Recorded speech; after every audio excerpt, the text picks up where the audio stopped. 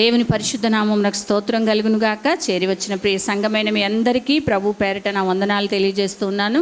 దేవుడు నాకు ఇచ్చినటువంటి శ్రేష్టమైన అవకాశాన్ని బట్టి దేవదేవునికి స్తుతులు చెల్లిస్తూ ఉన్నాను. మన మధ్యలో చదవబడినటువంటి సామెతల గ్రంథం 13వ అధ్యాయాన్ని కనుక మనం ధ్యానం చేసినట్లయితే, ఒక మనిషి తన జీవితంలో ఆశీర్వదించబడడానికి, దీవెన పొందుకోవడానికి, మరి నెమ్మదితో జీవించడానికి, మనుషుల దయను దేవుని దయను సంపాదించుకోవడానికి కావలసినటువంటి ప్రాధాన్యమైనటువంటి రెండు విషయాలను జ్ఞాని అయినటువంటి సొలొమోను ఈ 13వ అధ్యాయంలో పొందుపరిచినట్లుగా మనం చూస్తున్నాం. ఈ అధ్యాయం అంతట్లో కూడా చాలా శ్రేష్టమైనటువంటి మాటలు. సామెతల గ్రంథం అంటేనే అదొక సంపద కదండి, సామెతల సంపద. దాన్ని ఒక్కొక్క మాట వివరిస్తే మన జీవితకాలం సరిపోదు, కానీ అందులో ఉన్నటువంటి అర్థాన్ని, ఆ మాటలో ఉన్నటువంటి అర్థాన్ని మనం తెలుసుకొని ఆ ప్రకారం మనం జీవించినప్పుడు దేవుడు మనల్ని ఆశీర్వదిస్తాడు, అట్టి దీవెనలకు పాత్రుడిగా చేస్తాడు. అయితే ఈ 13వ అధ్యాయం అంతట్లో కూడా ప్రతి మాట కూడా ఎంతో మానవ జీవితాన్ని లేదా విశ్వాసులమైన మనకు, లోకంలో ఉన్న మనుషులకైనా సరే చాలా దీవెనకరమైన మాటలు. అందుకే ప్రతిసారి చెప్తారు, యవనస్తులైన వారంట ఉదయకాల సమయంలో కీర్తనలు ధ్యానం చేయాలి, రాత్రి పండుకునేటప్పుడు సామెతల గ్రంథాన్ని ధ్యానం చేసి పండుకుంటే చాలా మంచిది. దేవుని యొక్క ఆలోచనలు, దేవుని యొక్క ఉద్దేశాలు మన ద్వారా నెరవేర్చబడతాయని చాలామంది భక్తులు చెప్తూ ఉంటారు. అయితే ఈ 13వ అధ్యాయంలో మనం చూసినట్లయితే మన యొక్క ఆశీర్వాదానికి, క్షేమానికి, నెమ్మదిగా ఈ లోకంలో మనం జీవించడానికి కావలసినటువంటి ప్రాధాన్యమైనటువంటి రెండు మాటలు ఇక్కడ భక్తుడు పొందుపరిచాడు. వాటిని మీ మధ్యలో పంచుకోవాలని ఆశపడుతున్నాను. మొట్టమొదటిగా చూసినట్లయితే మనం చదివినటువంటి అధ్యాయంలో 2-3 వచనాలు ఒకసారి చదువుకుందామండి. నోటి ఫలము చేత మనుష్యుడు మేలును అనుభవించును, విశ్వాసఘాతకులు బలత్కారం చేత నశించుదురు. తన నోరు కాచుకొనివాడు తన్ను కాపాడుకొనును, ఊరక మాట్లాడువాడు తనకు నాశనమును తెచ్చుకొనును. దేవునికి స్తోత్రం కలుగునుగాక. హల్లెలూయా. మొట్టమొదటిగా చూస్తే తన నోరు లేదా తన నాలుక. నోరు అంటే మాటలంటే ఏంటంటే నాలుకతోనే మనం మాట్లాడుతూ ఉంటాం కదండి. మన మాట ఎందరైతే వారి యొక్క నోరును కాచుకుంటారో లేదా వారి యొక్క మాటను భద్రపరుచుకుంటారో వారు వారి ప్రాణాలను కాపాడుకుంటారంట. దేవునికి స్తోత్రం కలుగును గాక. హల్లెలూయా. ఈ మాట ధ్యానం చేస్తున్నప్పుడు చాలా ఆలోచన చేశాను. ఏంటంటే నోటితో వచ్చే మాటకి ప్రాణానికి ఏమి సంబంధం? నోటి మాట చేత మన ప్రాణం ఎలా దక్కించబడుతుంది అని అంటే, ఈరోజు చాలామంది చేసే పని ఏంటంటే నోటి మాట చేతే మనుషుల్ని చంపేస్తూ ఉన్నారు. నోటి మాట ద్వారానే అనేకులు వారనేటువంటి మాటలకు కత్తిపోటు వంటి మాటలు కలవు అని భక్తుడు ఈ కీర్తనలో, ఈ సామెతల్లో చెప్తాడు. అలాంటి మాటల చేత అనేక మంది ఆ మాటలకు నొచ్చుకున్న వారే ఆ మాటల చేత వారి హృదయం వేదన చెందినదై వారి ప్రాణాలు తీసుకుంటూ ఉన్నారు. అయితే మాట్లాడి ఇతరులను చంపడం మాత్రమే కాదు, కానీ మాట్లాడేటప్పుడు ఆలోచన కలిగి, వివేచన కలిగి, వివేకం కలిగి మాట్లాడకపోతే అది మన ప్రాణానికి కూడా ఉరి తీసుకొస్తుంది. మన ప్రాణాన్ని కూడా మనం కాపాడుకోలేనటువంటి స్థితిలో మనం ఉంటామని చెప్పి భక్తుడు ఇక్కడ తెలియజేస్తూ ఉన్నాడు. మొట్టమొదటిగా చూసినట్లయితే ఒక మనిషి యొక్క పతనానికి, ఒక మనిషి యొక్క ఆశీర్వాదానికి ప్రధానమైన అంశము లేదా ప్రధానమైన కారణం ఏంటంటే నాలుక. ఎంతమంది నమ్ముతారు? ఒక మనిషి దీవెనకు, ఒక మనిషి దయ పొందుకోవడానికి, ఒక మనిషి ఆశీర్వాదానికి, అదే మనిషి పతనానికి కారణం కూడా నాలుక. నేను చెప్పిన మాటలు కాదండి. సామెతల గ్రంథం 18వ అధ్యాయము 21వ వచనంలో మనం చూసినట్లయితే జ్ఞాని అయిన సొలొమోను చెప్తా ఉన్నాడు, జీవ మరణములు నాలుక వశమై ఉన్నాయి. మన మరణము, మన జీవం అనేది మన నాలుక వశంలో ఉంది. అంత మాత్రమే కాదు, కానీ ఈ నాలుకను గుర్చి లేదా మన నోటి మాటను గుర్చి మనం ఇంకా ధ్యానం చేసినట్లయితే యాకోబు పత్రిక 3వ అధ్యాయము 6-8 వచనాలు మనం చదివితే ఈ నాలుకను గుర్చి భక్తుడు చాలా శ్రేష్టమైనటువంటి మాటలు అక్కడ పొందుపరిచాడు. ఒకసారి చదువుదాం చూడండి. యాకోబు పత్రిక 3వ అధ్యాయము 6-8 వచనాలు. నాలుక అగ్నియే, నాలుక మన అవయవంలో ఉంచబడిన పాప ప్రపంచమైన మాలిన్యమును అంటించేటువంటిది. చాలా మన అవయవాల్లో అది చాలా చిన్న నాలుక అయినప్పటికీ కూడా అడవిని అంటించడానికి ఎంత పెద్ద నిప్పు కావాలి? అడవి అంత నిప్పుని తీసుకొని వెళ్తారా? అంత అగ్నిని తీసుకొని వెళ్తారా? అక్కర్లేదండి. ఎంత పెద్ద అడవి అయినా సరే ఒక చిన్న అగ్గి పుల్లతో అది తగలబడిపోతూ ఉంటుంది. ఒక అగ్గిపుల్ల చేత అది మరి మండించబడుతుంది. అలాగే మనిషి యొక్క జీవితం, మనిషిలో ఉంచినటువంటి ఈ నాలుక, పాప ప్రపంచమైన ఈ మాలిన్యమైనటువంటి ఈ శరీరంలో ఉంచబడిన ఈ నాలుక కూడా అగ్నియే అంటున్నాడు భక్తుడు. అంత మాత్రమే కాదు కానీ అది బహుగా అదిరిపడుతుందంట. దాని మాటలు, అది మాట్లాడే మాటలు మనుషుల్లో జీవాన్ని కోల్పోయేలాగా చేస్తాయి. అది మాట్లాడే మాటలు మనుషులు కన్నీరు కార్చేలాగా చేస్తాయి. అది మాట్లాడే మాటలు లేదా నాలుక చేసే పని ద్వారా మనుషులు వారు అధోగతి పాలైపోయేటువంటి స్థితిలోకి వెళ్ళిపోతారు. అందుకే భక్తుడు యాకోబు పత్రికలో అంటాడు, ఏ నరుడును ఆ నాలుకను సాధు చేయలేదంటండి ఇంతవరకు. ఆ నాలుకను అదుపులో పెట్టుకోవడం అనేది ఎవరి నాలుక వారు అదుపులో పెట్టుకోవాలి తప్ప వేరొక నాలుకను ఇంకొకరు అదుపులో పెట్టడం అనేది జరిగే పని కాదు. అయితే ఈ నాలుకను గురించి భక్తుడు ఏం చెప్తూ ఉన్నాడంటే, ఈ నాలుక ద్వారా ఇటువంటి చెడ్డ మాటలు పలుకుతున్నప్పుడు నీకు అది నష్టాన్ని కలగజేస్తుంది. అంత మాత్రమే కాదు కానీ నీ నోటిలోంచి వచ్చే కత్తిపోటు వంటి మాటల వలన ఇతరులకు అపాయం ఉంది, ఇతరులకు ప్రాణ నష్టం ఉంది. అయితే తన నోరు కాచుకొనివాడు తన ప్రాణాన్ని దక్కించుకుంటాడు. దేవునికి స్తోత్రం కలుగును గాక. హల్లెలూయా. ఎందుకు ఇలాంటి మాటలు అసలు వస్తాయి నోట్లో నుంచి? మన మాటలు ఇలా ఈ విధంగా ఇతరులను బాధ పెట్టే విధంగా, బలహీనపరిచే విధంగా ఎందుకు ఇలాంటి మాటలు వస్తాయి? మనుషులు చాలామంది ఇక్కడ కూర్చున్న వారు కాదు కానీ చాలామంది మాట్లాడే మాటలు ఇతరులను కించపరిచే, ఎప్పుడు చూసినా కూడా ఒక మంచి మాట పలకడానికి ఇష్టపడరు.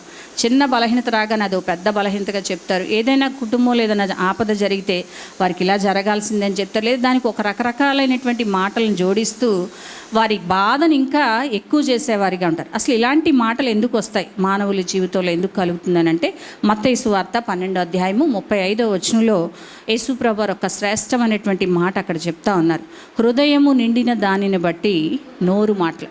మన హృదయములో ఏదైతే చెడు తలంపులు ఉంటాయో, ఏవైతే చెడు ఆలోచనలు ఉంటాయో, ఇతరుల పట్ల ఎలాంటి అభిప్రాయాన్ని మనం కలిగి ఉంటామో, నీ ముందున్న నీ కుటుంబంలో వ్యక్తి పట్ల నీకు ఎలాంటి ఉద్దేశం కలిగి ఉంటావో అదే మాటలు మన నోటిలో నుంచి బయటికి వస్తాయంట.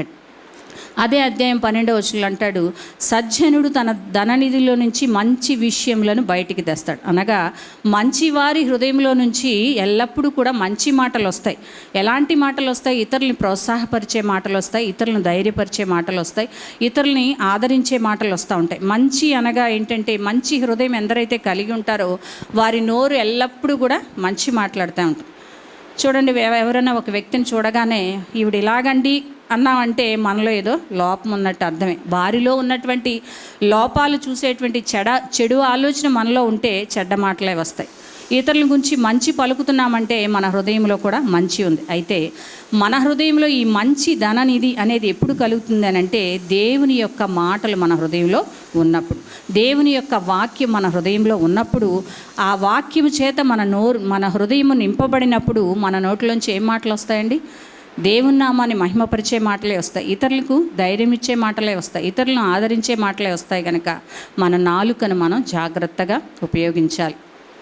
నాలుక లేకపోతే ప్రతివారు మోగవారు అయిపోతారు కదండి. చిన్న గాయమైనా, చిన్న ఇబ్బంది కలిగినా సరే మాట్లాడడానికి అవకాశం ఉండదు. అయితే దేవుడు నీకు ఇచ్చిన నాలుకతో నువ్వేం చేయాలి? నీకు ఇచ్చిన నోటి ద్వారా నువ్వు ఎలాంటి మాటలు పలకాలి అంటే, కొలస్సీ పత్రిక 4:6లో పౌలు భక్తుడు చెప్తా ఉన్నాడు కొలస్సీ సంఘానికి, మన నోటిలో నుంచి వచ్చే ప్రతి మాట కూడా ఎలా ఉండాలంటే కృపాసహితమైన మాటలు.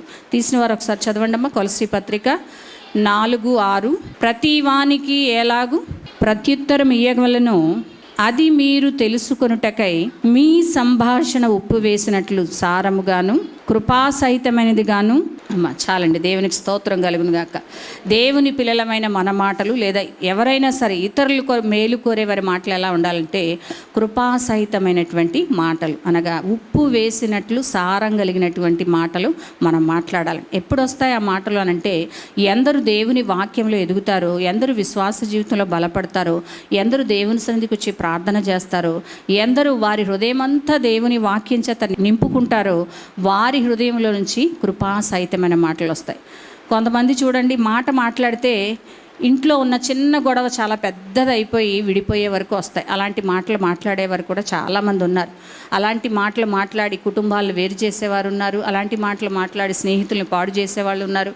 అలాంటి మాటలు మాట్లాడడం ద్వారా విభేదాలు కలిగించేవారు ఉన్నారు. కానీ దేవుని పిల్లలమైన మన మాటలు ఎలా ఉండాలంటే అవునంటే అవును, కాదంటే కాదన్నట్లుగా ఉండాలని చెప్పి దేవుని వాక్యం సెలవిస్తుంది. అంత మాత్రమే కాదు, కానీ ప్రసంగి గ్రంథంలో మనం చూసినట్లయితే 5:2 భక్తుడు అంటాడు, అక్కడ నీవు ఆకాశం క్రిందనున్నావు, దేవుడు ఆకాశం అందున్నాడు గనక నీవు మాట్లాడే ప్రతి మాట జాగ్రత్తగా చూసుకోవాలి, ఆ మాటను బట్టి దేవుడు నీకు ప్రతిఫలాన్ని ఇస్తాడంటాడు. గనక ప్రియ దేవుని సంఘమా, మన మాట కాపాడుకోవడం ద్వారా లేదా మన నోరును కాచుకోవడం ద్వారా మన ప్రాణాలను మనం కాపాడుకోవడం. ఒక వ్యక్తి మంచివాడు అని ఎలా చెప్తామండి? ఆ వ్యక్తిలోనికి వెళ్ళి మనం చూడలేం, కానీ తను మాట్లాడే మాటలను బట్టి, ఆమె మాట్లాడే ఆ మాటను బట్టి ఆమె సుగుణాన్ని మనం చెప్పగలుగుతూ ఉంటాం. కొంతమంది హృదయాంతరంగం ఎలా ఉన్నా సరే చాలా చక్కగా మాట్లాడుతూ ఉంటారు, కానీ మృదువైన మాట క్రోధమును చల్లారుస్తుందని సామెతల గ్రంథం 15:1 భక్తుడు చెప్తా ఉన్నాడు. కనుక ఈ ఉదయకాల సమయంలో ఈ లోకంలో జీవిస్తున్నంత కాలం దేవునికి ఇష్టలుగా, మనుషులకి ఇష్టలుగా, ఆశీర్వాదకారకులుగా, నెమ్మదిగా, క్షేమంగా ఈ లోకంలో మనం జీవించాలంటే మన నోటి ఫలమును మనం అనుభవిస్తామని జ్ఞాపకం ఉంచుకొని మనం మాట్లాడే ప్రతి మాట కూడా జాగ్రత్తగా మాట్లాడేవారిగా ఉండాలి. ఎందరు వారి మాటలు జాగ్రత్తగా మాట్లాడతారో వారి ప్రాణాలను కాపాడుకుంటారు, ఇతరుల ప్రాణాలను కూడా కాపాడేవారిగా ఉంటారు. దేవుని దీవెనలకు వారు పాత్రులుగా ఉంటారు. దేవునికి స్తోత్రం కలుగును గాక. హల్లెలూయా. మరి యేసు ప్రభు వారిని ఒక మంచి మాదిరిగా మనం చూడొచ్చు కదండి. యేసు ప్రభు వారు సంచరిస్తూ సేవ చేస్తున్నప్పుడు ఆయన మాట ద్వారానే ఎన్నో అద్భుతాలు యేసయ్య చేశారు. పాపులు వచ్చినా సరే ఆయన చేదరించుకోలేదు, పాపంలో పట్టబడిన స్త్రీ వచ్చినా సరే నువ్వు పలానా వ్యభిచారివి కదా అని అనలేదు, కానీ ప్రతి ఒక్కరిని కూడా ప్రేమతో అమ్మ అని పిలిచి ఆ మాట ద్వారా అద్భుతాలు చేసినటువంటి దేవుని మనం కలిగి ఉన్నాం. కనుక ఆయన పిల్లలుగా జీవిస్తున్న మన మాటలు ఇతరులకు ఆదరణ కలిగించేవిగా, ఇతరులను ప్రేమించేవిగా, ఇతరులను ధైర్యపరిచేవిగా, వారి బలహీనతలో బలాన్ని ఇచ్చేవిగా మన మాటలు కృపాసహితమైనవిగా ఉండాలని ఉదయకాల సమయంలో దేవుడు మనల్ని హెచ్చరిస్తున్నాడు. రెండవదిగా చూద్దాం, చూడండి. రెండవదిగా మన ఆశీర్వాదానికి, మన అభివృద్ధికి, మన క్షేమానికి గల రెండవ ప్రాముఖ్యమైన ప్రాధాన్యమైన కారణం ఏంటంటే సామెతలు 13:20 ఒకసారి చదువుకుందామని. జ్ఞానుల సహవాసం చేయువాడు జ్ఞానము గలవాడగును, మూర్ఖుల సహవాసం చేయువాడు చెడిపోవును. దేవునికి స్తోత్రం కలుగును గాక. హల్లెలూయా.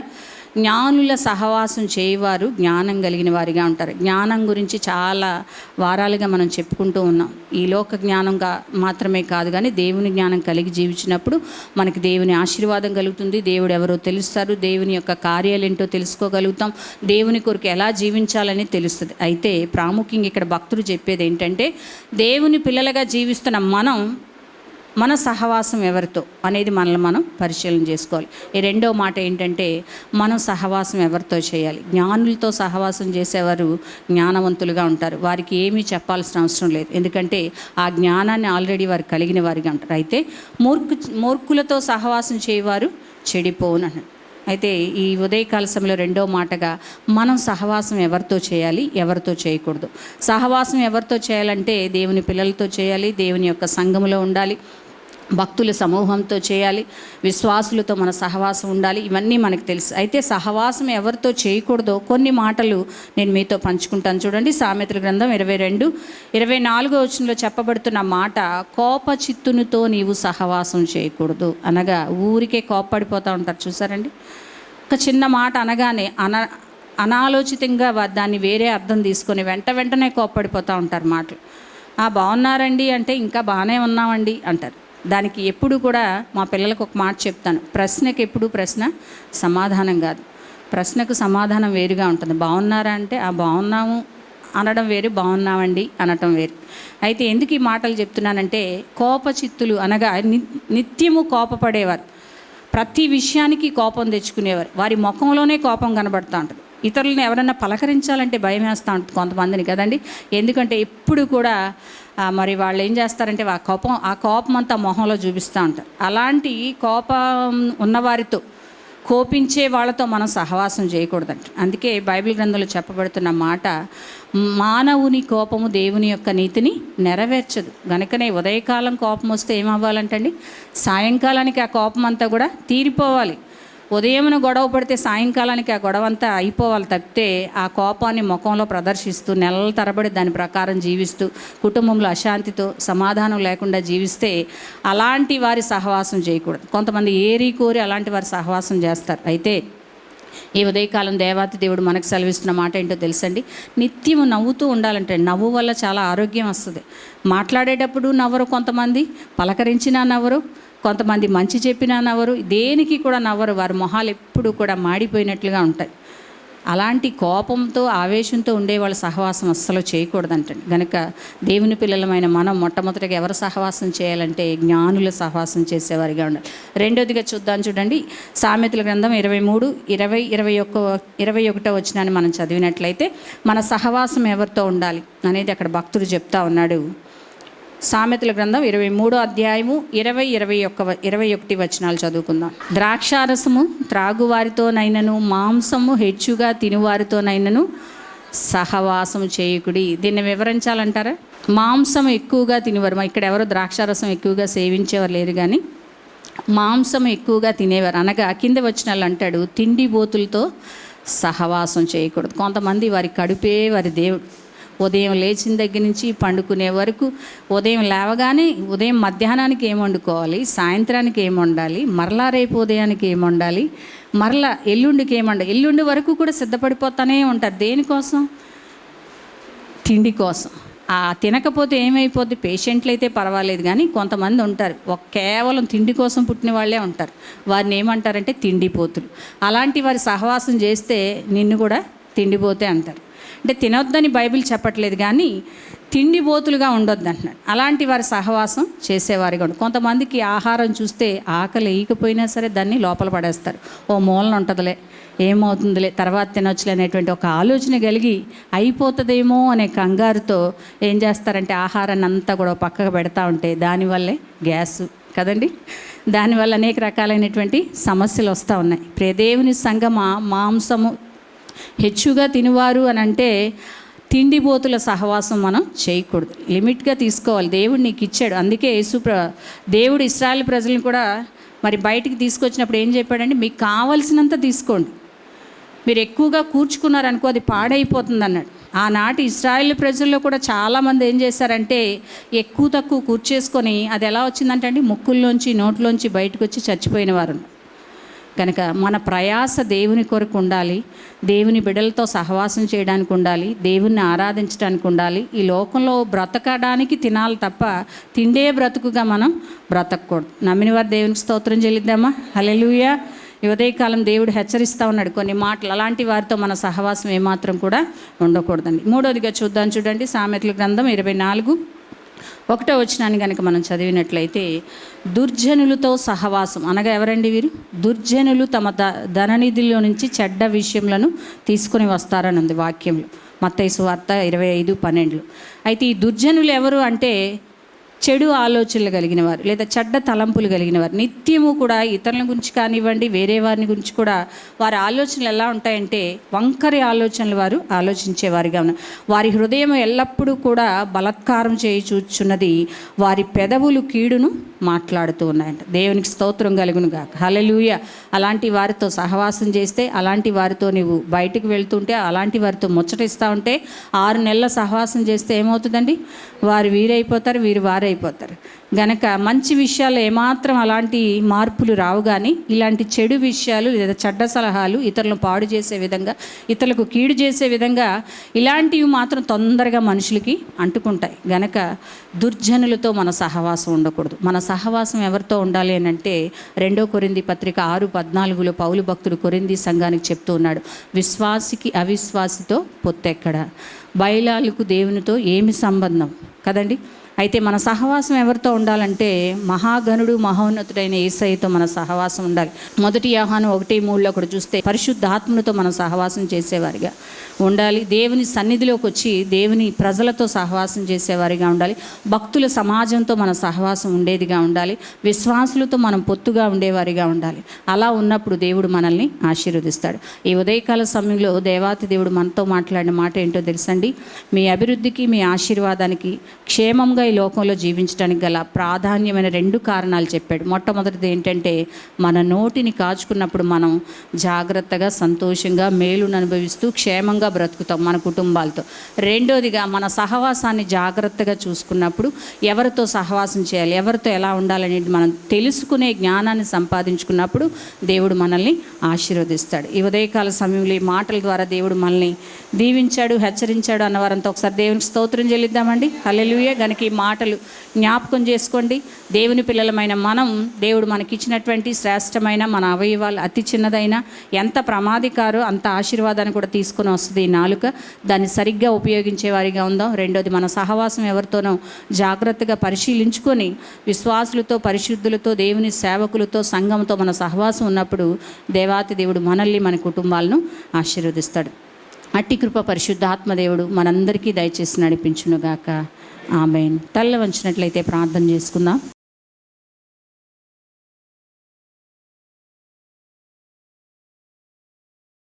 పరిశుద్ధుడా, మహోన్నతుడా, మహాగణుడా, మహాపరిశుద్ధుడైన మా ప్రియ పరలోకపు తండ్రి, మీ పరిశుద్ధమైన, ఘనమైన, శ్రేష్టమైన నామానికి వందనాలు చెల్లించుకుంటున్నాం దేవా.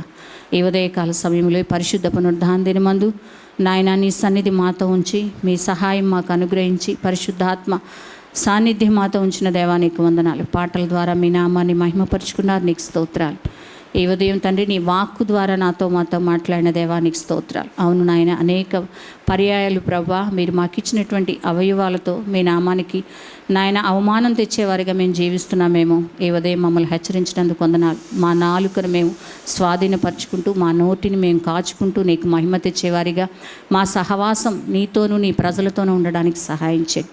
అట్టి సహవాసం చేస్తూ నిన్ను గణపరిచే జీవితాలు నీ బిడ్డలమైన మందరికీ దయచేయమని మీకే మహిమ చెల్లిస్తూ ఈ సమయాన్ని మీ చేతులకు అప్పగిస్తూ యేసయ్య శ్రేష్ఠ నామంలో ప్రార్థించి వేడుకొంచున్నాం మా పరమ తండ్రి. ఆమేన్.